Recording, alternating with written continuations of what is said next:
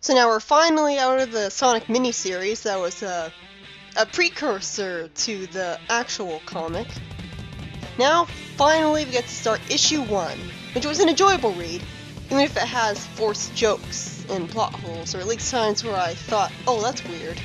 I noticed that it definitely has more annoying forced jokes than the previous miniseries, which were surprisingly bare in annoying forced jokes.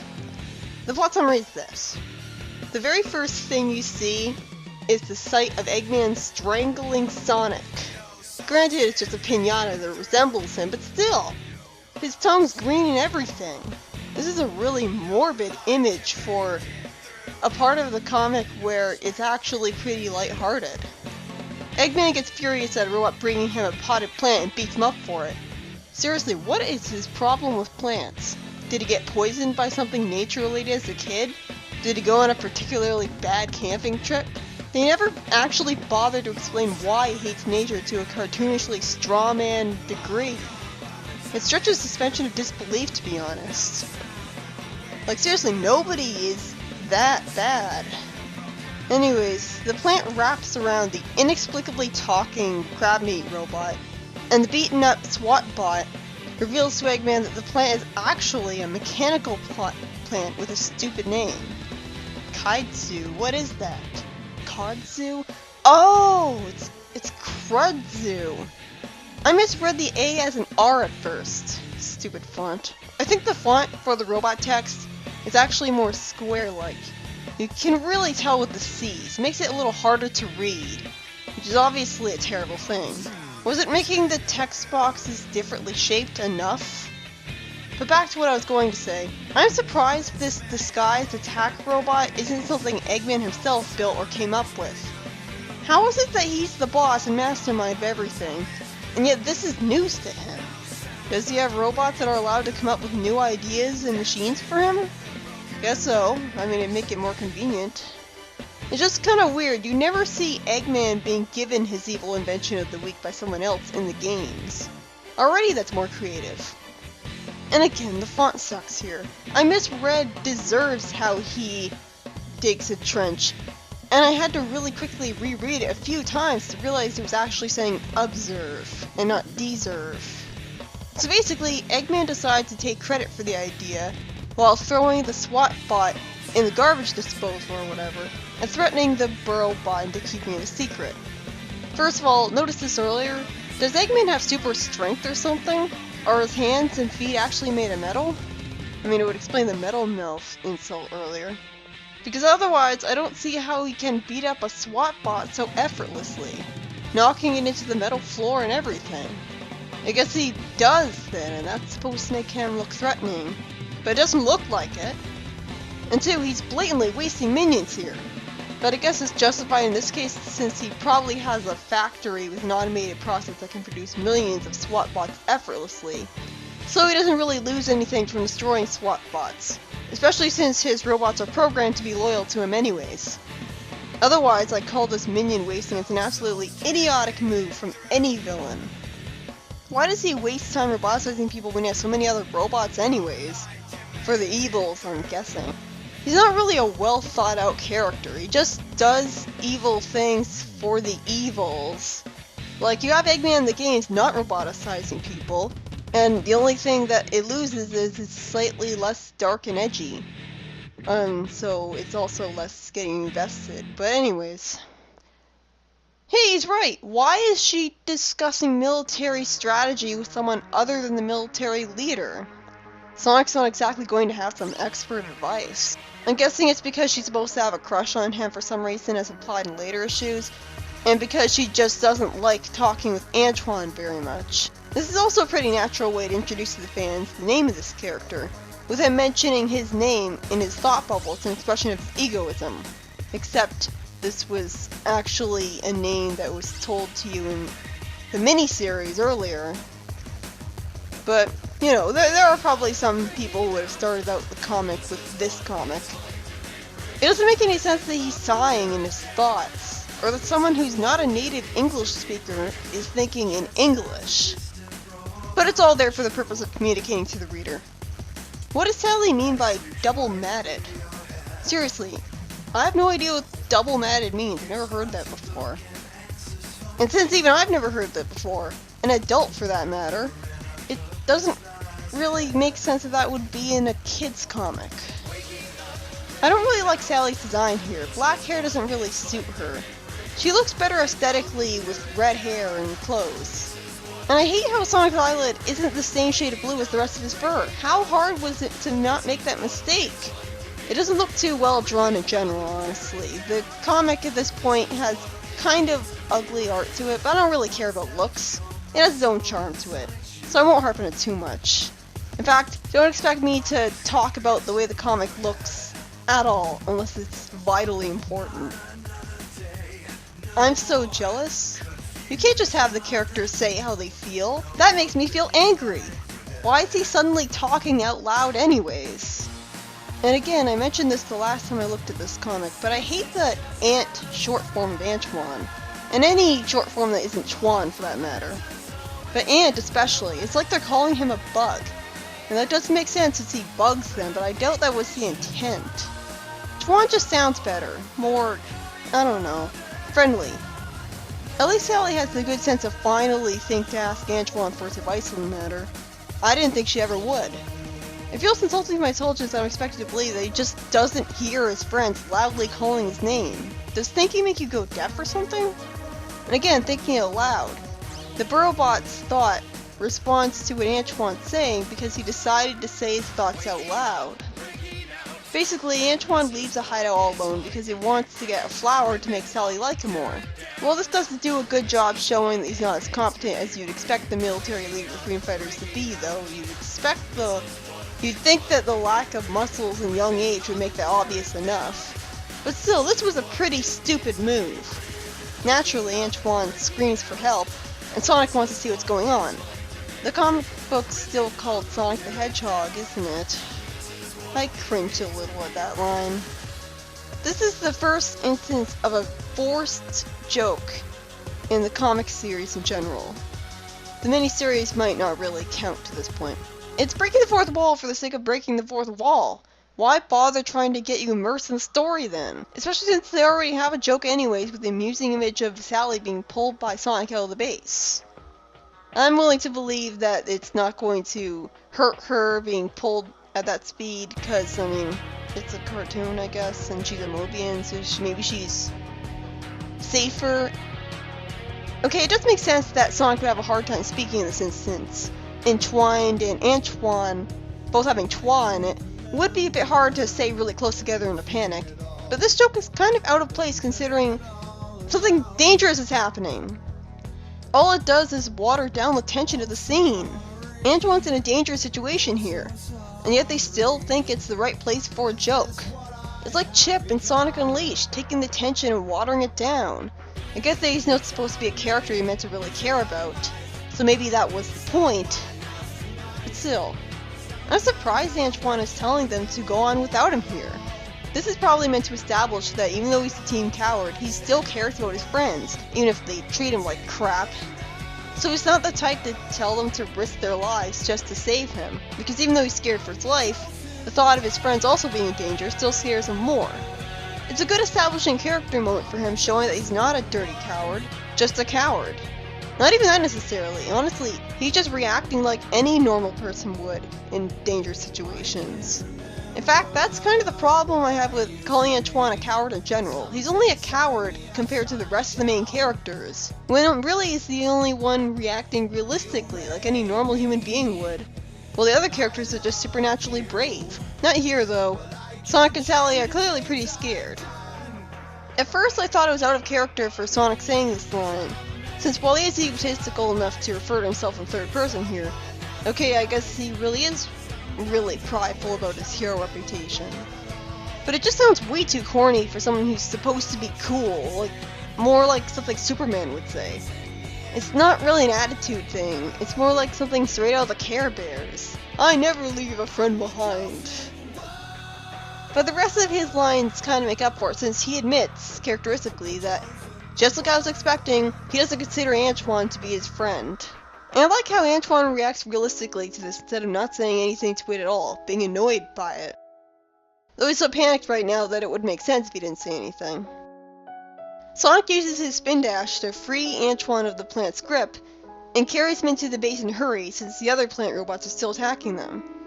So are the plant robots made of plant material on the outside? Are they like plant cyborgs or something? This is a really cool concept that they're using right off the bat.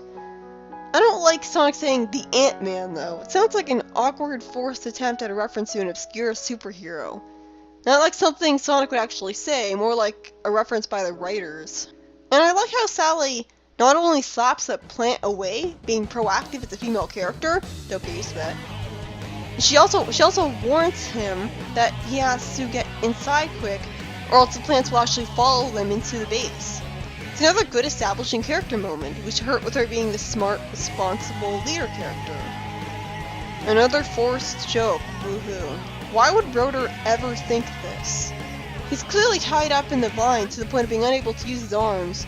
Why would he ever do this to himself on purpose? I guess it's kind of worth a chuckle. Except for the fact that Rotor clearly looks worried and serious here. So it's like he's not trying to make a joke, he actually legitimately thought that Antoine was using this as a fashion statement. And he's supposed to be the genius of the group? Great first line there. If you're going to put jokes in the story, have them make sense. Because otherwise it's just an intrusive waste of time. I actually did giggle at this point though. He actually pulls out a chainsaw to cut the vines free. Unfortunately, the conclusion of the joke goes right back to making no sense. Why would he choose now to trim that table? Somehow wanting to do that in the first place for some reason. And risk hurting Antoine in the process and scare him. That was dickish of him to do. I swear, up to this point I don't really see a reason to like Rotor. He's just... he justifies his position by being a genius, inventor, but he's just a comedy character who isn't funny. At least Sally feels sorry for him, so she's in character here instead of being a complete jerk. I think it's stupid that they draw X's over his eyes and have his tongue sticking out for when he faints though. That's not how people look when they faint. I know it's a cartoon art style, but still it always completely takes me out of it. Every time I see it. Speaking of taking me out of it, Sonic talks directly to the audience in another completely unnecessary bit of fourth wall breaking. So after they somehow take the vines off of Antoine wakes up and they force him to walk around, even though he's still woozy. Why is he outright saying that he feels dizzy, weak, and confused? Doesn't he want to avoid looking weak in front of his friends at all costs? He's trying to build a reputation as a badass military leader, remember? Not to mention, this is another instance of "this makes me feel angry." And it's also awkwardly written, having him saying not only, "I feel dizzy," but also, "I feel weak and confused" after that. Why does Sally look annoyed at him while she's saying his name and concern? I guess she's looking annoyed at Sonic at the same time she's saying that, for his being a complete heartless dick. Good, he's back to normal. Showing a complete lack of sympathy there. It's like he doesn't want to feel sorry for him at all. Antoine does deserve it, but still. Why is Tails excited over this? Why would he care about seeing a bucket of plants? He's not fascinated by plant science or anything. In fact, at this point in the series, he's not supposed to be a genius at all. And he's definitely not one here, considering he's still going through with watering the plant with a smile, even after his friends screaming at him not to do it. Why are they just assuming that the plant robot isn't going to short circuit from not being waterproof? Just because it looks like a plant doesn't mean it's going to respond well to water. I get that this is supposed to show that Tails cares about nature, and so he wants to water plants just from seeing them. But because it's a comic, it makes him look like a moron, because you can't see if he started watering them before he was warned not to, or if he acted deaf to the warnings. So the plant robots with a stupid name have taken over the Great Forest. How is a giant telescope like that only 25 cents? Eggman gloats about how the Freedom Fighters are supposedly doomed to perish either way, either from the plant robots or the Buzz Bombers he's sending out for them. Only to have an out-of-character moment for the sake of a joke, saying his evilness even scares himself. This is strange considering it's his dark and edgy, sad AM design. And the comic as a whole is taking it pretty seriously for a character who only exists because the writers need a villain. So it looks like I was right about the plants not being waterproof, but that just makes the freedom fighters look even more stupid for having not assumed that was the case to begin with, like anyone else would do. Tails makes a pun here based off his remarking on plant cuttings earlier, but at least it's not out of place or anything here because he's saying it's technology on the cutting edge, which is perfectly suited to the context of the scene. It is advanced technology. The only real problem is that the writers felt the need to put the word cutting in bold because they were so smugly proud of their own joke that they really didn't want you to miss it. Seriously, it's Pontac and Graf years before they were relevant. Why the hell was the plant robot still able to talk and even deliriously insult them after it was short-circuited and just thus rendered helpless? Sally shows that she's the wise and level-headed one again by saying that rather than Sonic needing to dream up an action-packed plan involving a huge watering hose, the rain will take care of the plant robots for them. But I'm the star, I have to save the day. I love that line from Sonic, by the way. Honestly, Sonic should be arrogant. That's his character. And it seems like this comic is doing it right. It does strike me as extremely stupid to make plant robots a short circuit in the water, considering the inevitability of that happening though. Especially since I have a hard time believing that anything can't be made waterproof now. Because even in the present day, in real life, we literally have methods of making water harmlessly slide off anything without damaging it. This is an anticlimactic end to the episode. Well, episode for lack of a better word. Just having the main threat be defeated by rain without the hero needing to get his hands dirty is kind of disappointing, but it does make sense. It's smart. And the comic ends with Eggman throwing the robot who followed his orders into the trash compactor. That's a clever callback to the beginning of the issue. The next episode starts with a forced joke where Tails thinks he's being told to call Sonic Tails when the mere presence of the comma makes it obvious that this isn't the case. I guess Tails is supposed to be naive. They're trying to give him some sort of personality to justify him being here without a purpose yet, and they decide to make him the bumbling idiot as a result. Since when does Tails have a complete lack of social skills? Sonic uses geek as an insult? That's something I'd expect more from an elementary school bully, or rather, TV's softened up depiction of what bullies are like. I mean, Sonic is kinda like a jock, he likes running and stuff. But it still seems weird having him say that, especially since Antoine doesn't exactly qualify as a geek. He's not exactly running around wearing glasses and a bow tie reading superhero comics. It's another joke that kind of fell flat. Sally says she needs Sonic to fold up the map right, and Sonic, characteristically, shows exasperation in having to help with something so mundane. He also references a 90s cartoon show. So I guess that show is well known on Mobius too, I've never watched it. Rotor tells Sonic that through the power of technological plot convenience, Rotor has found out where Eggman's going to make a speech. It's Casino Night Zone! And in a blatantly unnecessary fourth wall breaking joke, Sonic starts shilling the game that the zone was gotten from, by telling the audience to play one of the most boring levels of Sonic 2 as a whole. Do they really think that the audience is this stupid? It should go without saying that you don't need to play Sonic 2 at all to get Sonic to Casino Night Zone in this comic. At least it does say, or you can just turn the page. But, like, why is it being called scary anyways? It's like the least scary zone ever. The level only has a few bad nicks and no bottomless pits. It's just got slow-moving elevators, and you navigating your own slow-moving blocks. It's also weird that they're calling it a zone, considering that later in the comic they would establish that zones refer to entire universes, not tiny subsections of one planet. Maybe they had two meanings, I don't know. It makes sense that Sonic knows what Garçon means, since he's friends with Antoine, but it's still really inexplicable of him to say it. Sonic being let in by a SWAT bot being given the idiot ball is a really stupid plot point. It feels like it's just there for the sake of convenience, when Sonic could have easily just done something action-oriented for an action hero series, which is spin dash straight through it, instead of comedy winning over action for the sake of a joke. I mean, why does the SWAT bot even think that the main hero of the world, who all the robots should know about, would pay him anything? Why would he expect him to have money at all? He's hiding from a tyrant in a desolate dystopia. At least him finally treating the robot like his enemy again helps to bring things back to normal, after the robot inexplicably forgot who he was. Sonic being knocked out and captured so damn easily just makes him look like a complete moron for deciding to go to Eggman's speech in the first place. And the rest of the Freedom Fighters had no reason to want him to do that either. What could they possibly have had to gain in telling Sonic to go to Eggman's big speech if they didn't want to assassinate him? Were they expecting a cure for roboticization there? So the robot brings Sonic to Eggman trapped in a bubble, and somehow Eggman takes being called obese as a compliment. I guess he's supposed to just be that arrogant? And now we get another demonstration of how Eggman is a sadist, which is a good villain moment for him, as he basically tortures Sonic in a pinball machine. He gets smacked into a wall and sent all over the place, and even electrocuted. The middle one, I don't really see why that'd be a problem for Sonic, since he shouldn't be able to get motion sickness at all. Otherwise, he wouldn't be able to handle super speed and go into a spin dash without getting dizzy. But the rest of it makes perfect sense. I'm guessing he's just guessing blindly about it being 2000 volts, because he shouldn't know the exact voltage so easily, and there's no way he'd be able to survive that many of them, even if he is a Mobian.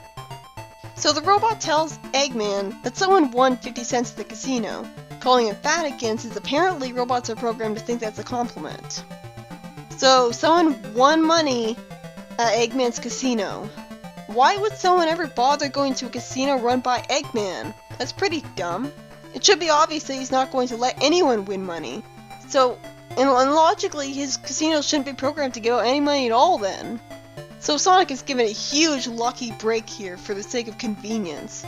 Not to mention, who would even go to the casino, would a roboticized person be the one going to the casino? Would a SWAT bot go to the casino? Who actually went to the casino in the first place?